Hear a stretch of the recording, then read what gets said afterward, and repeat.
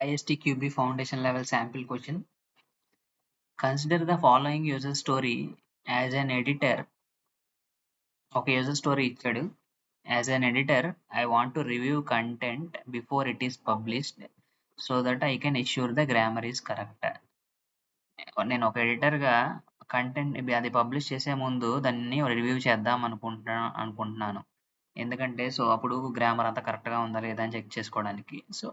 అది user story అన్నమాట. దాని యొక్క యాక్సెప్టెన్స్ క్రైటీరియా కింద ఇలా ఇచ్చాడు మనకి. The user can log into the content management system with editor role. Editor రోల్‌తో మనకి యూజర్ అనేవాడు మనకి ఇందులో లాగిన్ అవ్వచ్చు.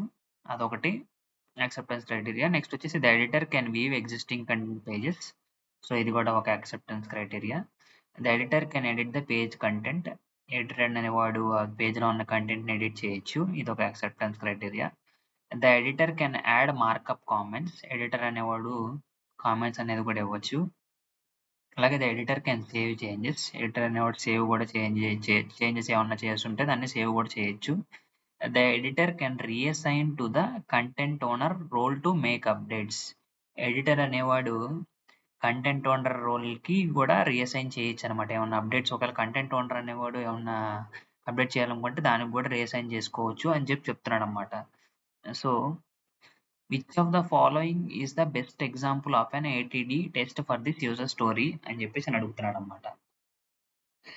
కింద ఇచ్చిన వాటిలో ఏది కరెక్ట్ ఎగ్జాంపుల్ ఇచ్చిన యూజర్ స్టోరీకి అని చెప్పేసి అడుగుతున్నాడు. ఫస్ట్ ఆప్షన్ ఏమి ఇచ్చాడు?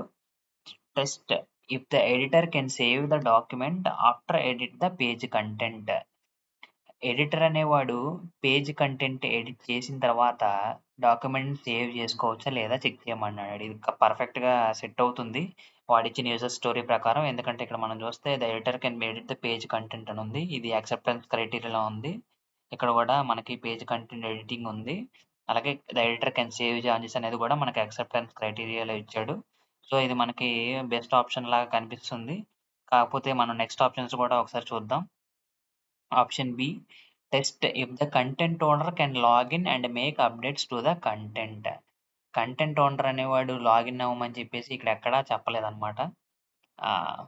ఇక్కడ మనకి ఎడిటర్ అనేవాడు రీఅసైన్ చేయడం గురించి మెన్షన్ చేశాడు కానీ కంటెంట్ ఓనర్ లాగింగ్ అనేది ఇక్కడ మనకి యాక్సెప్టెన్స్ క్రైటీరియాలో ఎక్కడా ఇవ్వలేదు. కాబట్టి ఇది ఇన్వాలిడ్ కింద వస్తుంది. Test if the editor can schedule the edited content for publication. పబ్లికేషన్‌కి ఏదైతే కంటెంట్ ఎడిట్ చేసాడో ఎడిటర్ అనేవాడు దాన్ని పబ్లికేషన్‌కి షెడ్యూల్ చేయాలి అని చెప్పేసి చెక్ చేయమంటున్నాడు. అసలు ఆ పాయింట్ అనేది ఇక్కడ చూస్తే మనం ఎక్కడా లేదు పబ్లికేషన్ చేసేది. అసలు ఈ యాక్సెప్టెన్స్ క్రైటీరియాలోనే లేదు. నెక్స్ట్ వచ్చేసి test if the editor can reassign to another editor to make updates. Editor అనేవాడు ఇంకొక ఎడిటర్‌కి రీఅసైన్ చేయొచ్చేమో అప్డేట్ చేయడానికి అని చెప్పేసి చెక్ చేయమంటున్నాడు. అసలు ఇక్కడ మనకి అనదర్ ఎడిటర్ అనేది లేదు. ఇక్కడ కంటెంట్ ఓనర్‌కి రీఅసైన్ చేయొచ్చని మెన్షన్ చేశాడు గానీ మనకి అనదర్ ఎడిటర్ ఏం చేయలేదన్నమాట.